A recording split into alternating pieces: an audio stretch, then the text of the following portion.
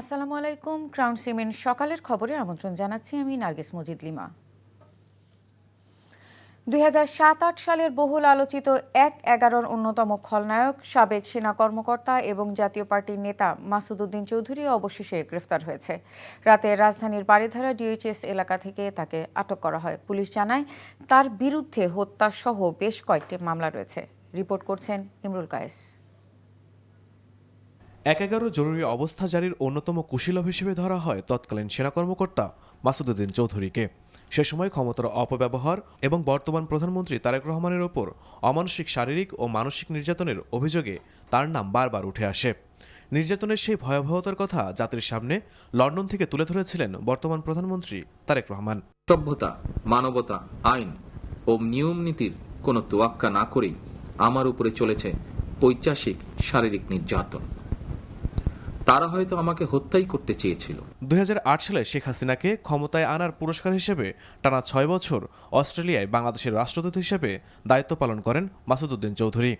পরবর্তীতে রাজনীতির ছত্রছায়ায় নিজেকে আড়াল করার চেষ্টা করেছিলেন। অবসরের পর হাসিনার কৃপায় এমপি হিসেবে 2018 এর রাতের ভোটে এবং 24-এর আমিডামি নির্বাচনে মাসুদকে জয়যুক্ত দেখানো হয়। 24-এর অভ্যুত্থানে হাসিনা পালিয়ে গেলেও মাসুদ ঢাকায় অবসর জীবনযাপন করেন। পাশাপাশি 5 তারকা মানের রেস্টুরেন্ট ব্যবসা খুলে বসেন। 5M নামের আদম পাচার প্রতিষ্ঠানের মাধ্যমে আদম ব্যবসাও করেন। অবশেষে সোমবার গভীর রাতে রাজধানীর বারিধারা ডিওএইচএস এলাকা থেকে তাকে আটক করা হয়। ডিবি প্রধান শফিকুল ইসলামের নেতৃত্বে গোয়েন্দা পুলিশের একটি দল বারিধারা ডিওএইচএস এলাকায় অভিযান পরিচালনা করে।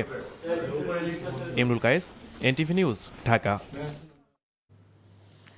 স্বজনদের সঙ্গে ঈদের ছুটি কাটিয়ে ঢাকায় ফিরছেন অনেকে। এই মুহূর্তে কমলাপুর রেল স্টেশনে আছেন স্টাফ করেসপন্ডেন্ট শিউলি রায়। সরাসরি যাচ্ছি তার কাছে। শিউলি, ঈদ শেষে রাজধানীতে ফেরা সাধারণ মানুষের প্রতিক্রিয়া কেমন দেখছেন?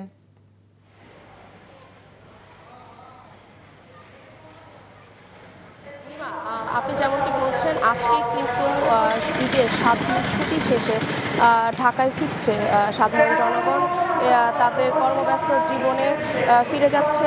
তো ইতিমধ্যে কিছুক্ষণ আগেই কিন্তু ময়মনসিংহ থেকে যমুনা এক্সপ্রেস ট্রেনটি কমলাপুর রেল স্টেশনে আসেন এবং যাত্রীরা আসলে সেটা তাদের প্রতিক্রিয়া যেটি জেনেছেন যে একদম ঠিক নির্দিষ্ট সময়ে কিন্তু ময়মনসিংহ যে রেল স্টেশন সেখান থেকে ছেড়ে তারা একদম ঠিক সময় তারা এখানে চলে আসে। এছাড়াও আপনাদেরকে বলে রাখি যে কমলাপুর রেল স্টেশন থেকে কিন্তু জামালপুর এক্সপ্রেস ঠিক 10টার দিকে ছাড়ার কথা রয়েছে। এছাড়াও পঞ্চগামী একতা এক্সপ্রেস কিন্তু 10টা 15-র দিকে ছাড়ার কথা আমরা কর্তৃপক্ষের কাছে শুনেছি। এছাড়াও তাদের কাছ থেকে যেটি জানতে পারি যে বলাকা এক্সপ্রেস এবং নীলফামারীর নীলসাগর এক্সপ্রেস এবং আপনার নীলসাগর এক্সপ্রেস এবং পর্যটন এক্সপ্রেস প্রায় 2 ঘন্টা দেরিতে তারা আসলে ট্রেনটি ছাড়ে এবং কিছু ত্রুটির কারণে, এবং এতে কিন্তু যাত্রীদের কিছুটা হলেও ভোগান্তি পোহাতে হয়েছে।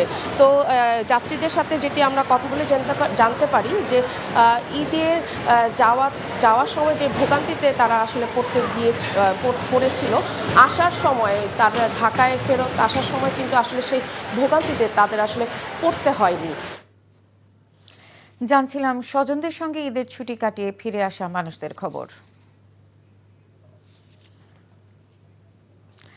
4 সন্তান প্রতিবন্ধী, তার উপর উপার্জনক্ষম বাবা আক্রান্ত শ্বাসকষ্ট ও হৃদরোগে।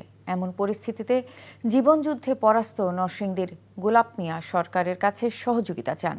আকুতি জানিয়েছেন চিকিৎসা ও স্থায়ী মাথা গোঁজার নিরাপদ ঠাঁই দিতে কেউ যেন সহায়তার হাত বাড়িয়ে দেন। নরসিংদী থেকে বিশ্বজিৎ সাহার পাঠানো রিপোর্ট। নিষ্পলক চাহনি, কিন্তু মুখে ভাষা নেই। একজন হাসেন, আরেকজনকে শিকলে বাঁধা। তাদের কেউই স্বাভাবিক শিশুদের মতো নয়। এই 4 সন্তানই নরসিংদীর গোলাপ মিয়া ও ফিরোজা বেগম দম্পতির। প্রায় 45 বছর আগে শুরু হওয়া দাম্পত্যে জন্ম নেয় 4 কন্যা, ফেরদৌসি, সুমি, পেয়ারা ও ছোট্ট সামিদা। কিন্তু নিয়তি 4 জনই প্রতিবন্ধী। তাদের নিয়ে দৈনন্দিন জীবনযুদ্ধে গোলাপ মিয়া। একে তো সন্তানদের দায়িত্ব, তার উপর সংসারে দারিদ্রতা, সব মিলিয়ে এক অসহনীয় জীবন। এরই মধ্যে শ্বাসকষ্ট ও হৃদরোগে আক্রান্ত হয়েছেন গোলাপ মিয়া। ফলে সংসারের আয় ঠেকেছে তলানিতে। সোয়ালে খাওয়াইলে মনে করেন একবার যদি দিতারি তো একবার দিতে পারি না, কান্দাকাটি করে তো মাঝে মাঝে মারি। আমি ঠিক মতো খাওন দিতারি না। আমার বাবা হিসাবে আমার অনেক কষ্ট হয়। সংসারের টানাপোড়েনের মধ্যেই মাথার উপরে নেই স্থায়ী ঠিকানা। রেল লাইনের সরকারি জায়গায় একটি জরাজীর্ণ টিনের ঘরে কাটছে জীবন। হালকা বৃষ্টিতেই পানিতে ঘর ভিজে যায়। অসহায় এই পরিবারের দুঃখে ব্যথিত স্থানীয় বাসিন্দারাও। ওনার হার্টের সমস্যা, উনি কাজ কাম করতে পারে না, খুবই কষ্টে, থাকার একটা জায়গা নাই, ঘর নাই। ওরা দুজন গার্জিয়ান মারা গেলে এরা চলার মতন কেউ দাঁড়াইলো না, কেউ নাই। সমস্যা বিবেচনায় সহযোগিতা করা হবে বলছে স্থানীয় প্রশাসন। এছাড়া যারা জটিল রোগে ভুগছেন তাদেরকেও কিন্তু 50,000 টাকা করে সরকারের পক্ষ থেকে সহায়তা দিয়ে থাকে।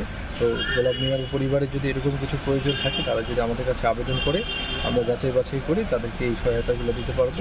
মানবিক সহায়তায় বদলে দিতে পারে এই হতদরিদ্র পরিবারের ভবিষ্যৎ। NTV news desk. ব্যক্তিগত কারণ দেখিয়ে পদত্যাগ করলেও বিসিবি নির্বাচনের বৈধতা নিয়ে যে ধূম্রজাল তৈরি হয়েছে তা যেন আরও বাড়িয়ে দিলেন সদ্য সাবেক বিসিবি পরিচালক আমজাদ হোসেন।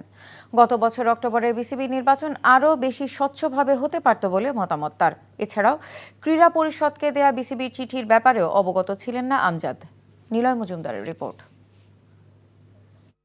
গত 22শে মার্চ প্রেস বিজ্ঞপ্তির মাধ্যমে মিডিয়া কমিটির চেয়ারম্যান আমজাদ হোসেনকে সরিয়ে দেওয়ার একদিন পরেই পরিচালক পদ থেকেও সরে দাঁড়িয়েছেন তিনি। গণমাধ্যমে পদত্যাগের কারণ হিসেবে ব্যক্তিগত বললেও বিসিবি নির্বাচনের স্বচ্ছতা নিয়ে সন্দেহ প্রকাশ করেছেন তিনি নিজেই। আপনার প্রত্যেকটা বিসিবির প্রত্যেকটি ইলেকশনই তো শিক্ষণীয়।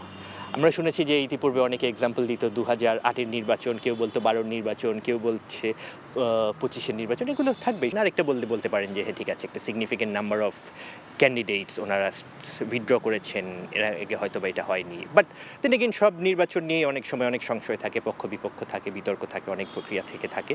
এটা ওনারা সিদ্ধান্ত নিয়েছেন ওনারা কেন উইথড্র করেছেন। হয়তো বা সেই ক্ষেত্রে যদি দেখেন হ্যাঁ ইন টার্মস অফ পার্টিসিপেশন হয়তো বা আরও স্বচ্ছভাবে হতে পারে, হ্যাঁ হয়তো বা আরও স্বচ্ছভাবে হতে পারত। ক্রীড়া পরিষদকে দেয়া বিসিবির চিঠির বিষয়ে তিনি অবগত ছিলেন না বলে দাবি করেছেন আমজাদ। আপনার দুটো জিনিস, একটা হচ্ছে আপনারা যত প্রেস রিলিজ পাবেন, মিডিয়া অ্যাডভাইজারি পাবেন, সব কিছু দেখবেন যে from BCB media department. But তার মানে কিন্তু এই না যে বিসিবি মিডিয়া ডিপার্টমেন্ট সমস্ত ডিসিশন নিচ্ছে বা বিসিবি মিডিয়া ডিপার্টমেন্ট এটা কনভে করছে আপনাদের কাছে, গণমাধ্যমের কাছে, সেটা একটি।